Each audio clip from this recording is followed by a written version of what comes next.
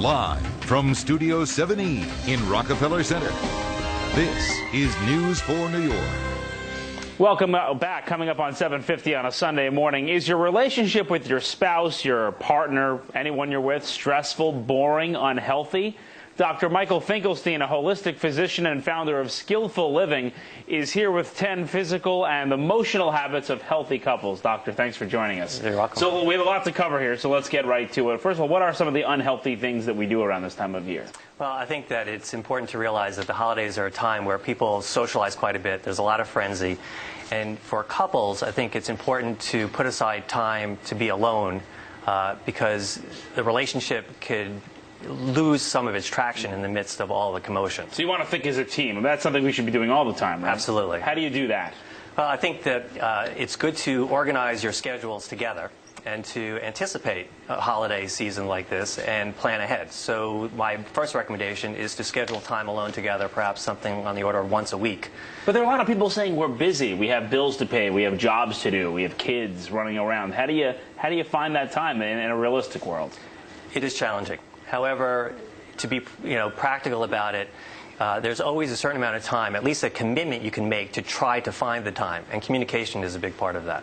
So you're saying think as a team. But also you say get off the guilt train, which is really a cornerstone of any relationship, isn't it? Guilt. How do you get off that guilt train? Well, first to realize that guilt is, in essence, a reflection of a power struggle.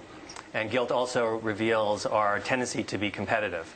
A healthy relationship is one where cooperation is the motto. And I think it's important here as well to focus on those things you have in common and to let your partner off the hook.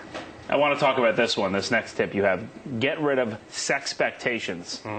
Well, we all have some of those, don't we? I mean, it's part of any relationship. You know, how do you get rid of those, and why should you? Well, our society is obsessed with sex, and as a result, I think it becomes a natural tendency for us to have some unrealistic expectations in that regard, and it produces a lot of stress.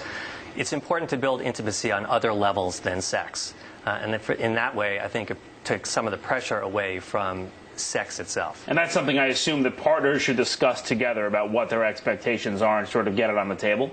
Yes, and I think, again, to focus on other ways of breeding intimacy. Some of the other tips, for instance, are flossing your teeth together or looking at your spouse's back for moles.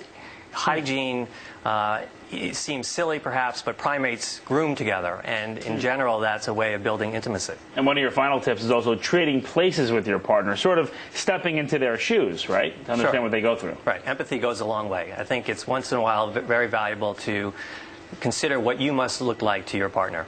Okay, so check back for moles. The couple that checks moles together stays together. All right, Doctor, thank you very much. Appreciate it. And we'll be right back in just a moment with a preview.